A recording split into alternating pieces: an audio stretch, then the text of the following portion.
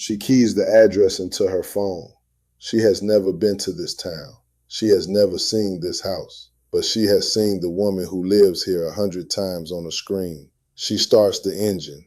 2 hours. That is how long the rage takes to carry her. The Facebook argument began over a comment on a post about a community fundraiser, a matter of $60 and who had promised what to whom. But it was never really about $60, was it? It was about every accumulated slight, every public dismissal, every moment one woman had made the other feel invisible. By the time she pulled out of her driveway, she had reread the thread 4 times. Each reading confirmed what she already believed. She had been wronged, and this woman needed to know it. If you are just joining us, this is Marcus Cole. I spent 28 years in homicide. I have seen what happens when anger becomes a plan. Stick around. There is more to this than the porch. This story begins where most stories like this do not. In broad daylight, on a quiet street, in front of a house where someone expected to be safe. And it begins with a drive that should have been long enough for anyone to change their mind. It was not. 2 women, 1 screen, a community page, and a drive that took 2 hours to complete what a single comment had started. I want to walk you through this the way investigators saw it, because there are things about this case that do not make the initial headlines, and the things that do not make the headlines are the things that matter most. She pulled onto the highway at 4:07 p.m. on a Saturday in late spring. Witnesses later confirmed the time. Her license plate was captured on a gas station camera 40 minutes into the drive. She did not stop again. She did not call anyone. She did not text. According to phone records, her phone sat in the cup holder for the entire duration of the trip, untouched. She wanted to be clear-headed when she got there. She wanted to remember every word. Let me tell you something about intent. In my years reading case files, I have learned to pay attention to what a person does before they act. Not what they say afterward. Not what they claim they were thinking.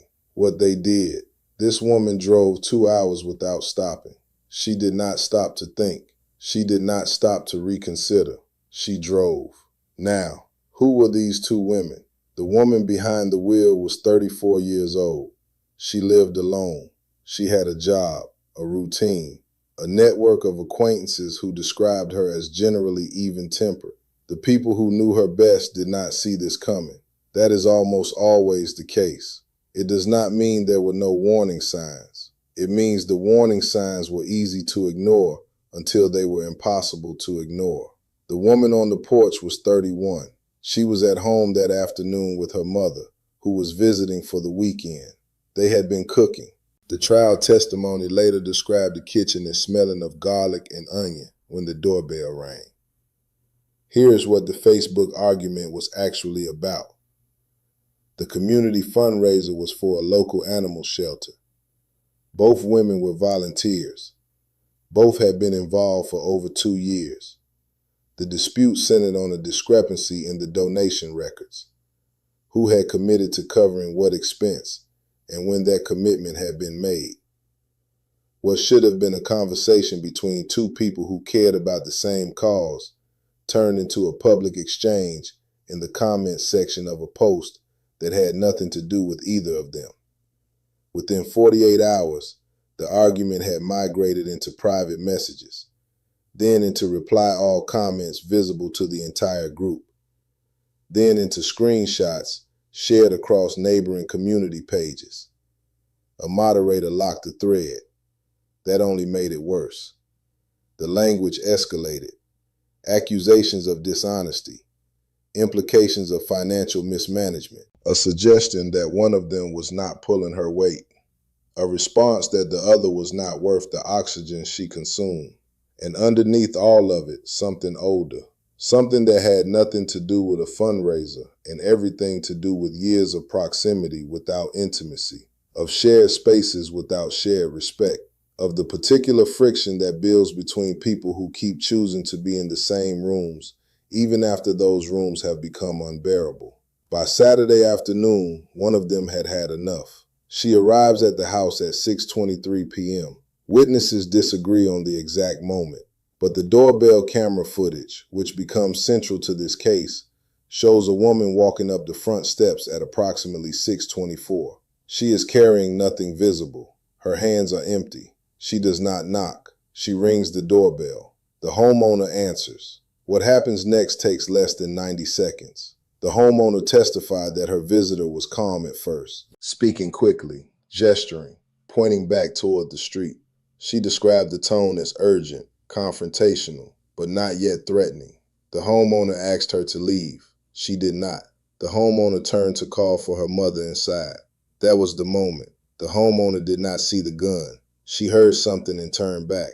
By then it was too late. The shot struck her in the upper chest. She fell backward onto the porch. Her mother, who had been walking toward the front hallway, opened the door to find her daughter on the ground and a woman standing over her. The shooter walked to her car. She did not run. She did not go on. She walked. She got in. She pulled out of the driveway. She drove away at exactly the speed limit, according to a neighbor who was washing a car across the street and watched the entire thing unfold. She got back on the highway. She drove home. She arrived there at approximately 8:40 p.m. She walked inside. She sat down on a couch. She waited. Police arrived at the scene at 6:31 p.m. They were called by the mother, who had dialed 911 from the doorway while kneeling beside her daughter.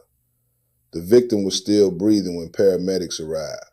She was pronounced dead at 7:04 p.m. at a hospital 14 minutes away. Cause of death: a single gunshot wound to the chest. The projectile was recovered during the autopsy. It was a .38 caliber round, fired from a revolver that had no registered owner. The shooter did not own a firearm, or so she said. Here is what investigators found in the first 72 hours. The doorbell camera footage was clear. The license plate was visible in multiple frames. By Sunday morning, they had a name. By Sunday afternoon, they had a warrant. By Sunday night, she was in custody. But the case was not as simple as the footage made it look. And that is where things get interesting. And by interesting, I mean the kind of interesting that keeps investigators up at night. The gun. Where did it come from? Phone records told one story. Text messages told another. And a witness that investigators almost missed told the story that mattered most. I will get to that. First, I need you to understand something about the way this case was built, because it was built carefully, and it was built by people who knew what they were doing. Do not go anywhere. I am just getting started. The arrest report listed the suspect as a 34-year-old woman with no prior criminal history, no domestic violence calls, no protective orders filed against her, no record of threats, weapons permits, or prior contact with law enforcement of any kind.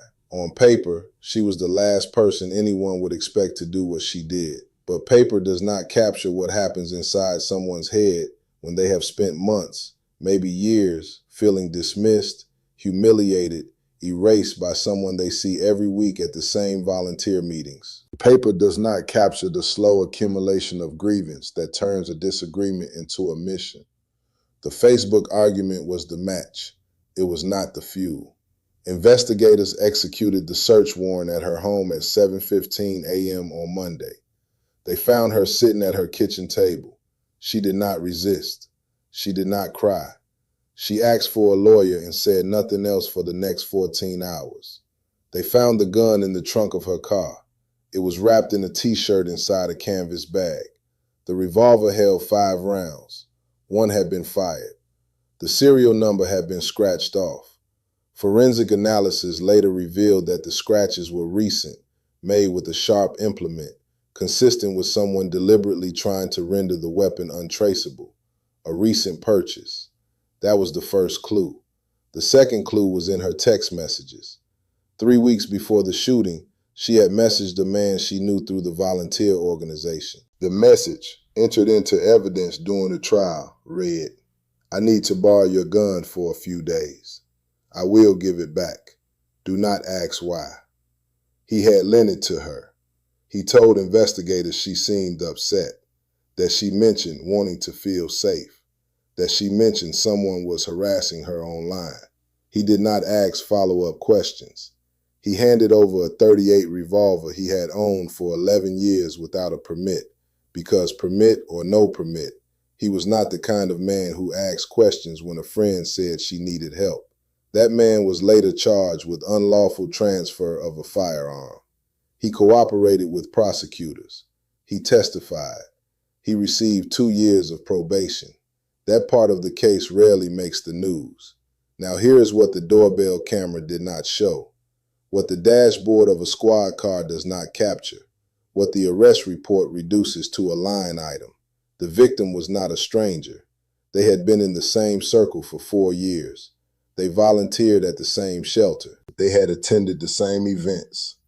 They had at one point been what could generously be called acquaintances. And that history made what happened not just a crime, but a failure. A failure of every system that should have given these two women a way to walk away from each other before it came to this. How many times between the first sharp comment and the moment she got in the car could this have been stopped? A moderator locking the thread was not enough. A mutual friend intervening was not enough. A community of people who saw the fight escalating and decided it was not their business. That is the part that does not make the news, but it is the part that matters. Let me take you to the investigation room, because that is where the real work happened. Detectives spent the first week reconstructing every interaction between these two women going back 18 months. Every shared event, every direct message, every comment left on someone else's post that referenced the other by name without using the name. They built a timeline. It was meticulous, and the timeline showed something that the initial coverage completely missed. The shooter had been documenting everything, screenshots of every comment, recordings of every interaction. She had been building a case against this woman for months before the fundraiser argument ever happened. She had created folders on her phone, labeled them, backed them up to a cloud account. She was not reacting to an argument. She was executing a plan that had been building for a long time. The Facebook fight gave her a reason. It was not the cause. This is the part I need you to sit with, because if you are watching this and thinking it could never happen to someone you know or to you, I need you to consider the possibility that the people who do things like this do not look like the people you expect them to look like. She had a job. She had friends. She had a life that her neighbors described as normal. And she had been planning this. She had been planning this. Here is what broke the case wide open. The thing that prosecutors called the most damning piece of evidence in the entire investigation. The shooter had sent herself an email 3 days before the murder. The subject line read, "Everything she has done." The body of the email was a list. Dates, occasions, arguments, perceived slights. Every single one of them annotated with a description of why the shooter felt wronged. The last line of the email read, "She will not do this to me anymore." Detectives obtained the email pursuant to a second warrant. It was used to establish premeditation. It was used to argue that this was not a crime of passion, not a moment of temporary insanity, not a single terrible decision made in the heat of an argument. It was a plan that had been refined over weeks and executed on a Saturday afternoon. She entered a plea of not guilty by reason of temporary insanity. That did not hold. The trial lasted 11 days. The courtroom was packed every morning. The community where this happened is a small one. Everyone knew both women. The volunteer organization where they had worked together had fractured along lines that mirrored the argument itself. By the time the trial began, half the volunteers had quit. The shelter had nearly closed. The prosecution called 23 witnesses. The defense called 8. The doorbell camera footage was played in full, 6 times. Jurors watched it from multiple angles. They watched a woman walk up steps, ring a doorbell, speak for less than 2 minutes, and then do something that no one in that courtroom on either side could fully explain. The victim's mother testified on the 3rd day. She described her daughter as kind, dedicated, someone who spent her weekends walking dogs that no one else wanted. She described the sound of the gunshot. She described finding her on the porch. She did not cry when she described it. She spoke the way people speak when the worst thing that ever happened to them has already happened, and there is nothing left but the telling. The defense argued diminished capacity. They argued that years of online harassment had created a psychological break that the defendant could not control. They argued that the Facebook argument specifically had been the trigger point, the final insult in a pattern of behavior by the victim that had pushed the shooter past the threshold of reason. The jury did not buy it, and I want to be precise about that because it matters. The defense was not arguing that the shooter was innocent. They were arguing that she was not fully responsible. The jury disagreed. Deliberations lasted 6 hours. The verdict came in on a Thursday afternoon. Guilty on all counts: first-degree murder, aggravated assault, unlawful discharge of a firearm, and tampering with evidence. The charge of tampering related to the serial number on the gun. The jury found she had scratched it off herself, which required separate deliberation, because that charge required proving she had known the weapon was unregistered before she acquired it. She knew. The email proved she knew. The sentencing came 3 weeks later. The prosecutor asked for life without parole. The defense asked for 25 years with the possibility of parole. The victim's mother asked for nothing and then asked for everything. She asked that the woman who killed her daughter never walk free. The judge handed down the sentence: 60 years. No possibility of parole for 30. After that, she will be eligible for review. But the judge noted on the record that in his 22 years on the bench, he has seen few cases that demonstrated such deliberate, methodical preparation for violence. 60 years. She is 34 years old. She will be in her mid-90s before she has any chance of breathing free air. That is not a legal outcome I am evaluating. That is just the number. I report. You decide. Here is what I think about at night when I read a case like this. I think about the moment she got in the car. I think about the 40 minutes she did not stop at a gas station. I think about the moment she pulled into the driveway of a woman she had decided was the source of everything wrong in her life. And I think about how certain she must have been in that moment that she was right. She was not right. She was just certain. There is a difference. The people who are truly dangerous are often the ones who are most certain, because certainty closes every door except the one they have decided to walk through. She walked through that door on a Saturday evening in late spring, and she did not come back. Neither did the woman who opened it, expecting a confrontation, and got something no confrontation has ever been worth. If you found something in this walkthrough that you did not expect, that is the point. The expected version of this case was the headline.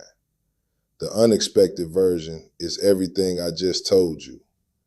That is where the truth lives. Before you go, if this channel is new to you and you want more cases walked through the way investigators actually see them, then you are in the right place. Hit subscribe. It takes 1 second. And leave a comment below. I read them. I do not always respond, but I read them. Tell me what you want to know more about. Tell me which case keeps you up at night. Someone has to keep the record. I intend to keep it. I will see you in the next one.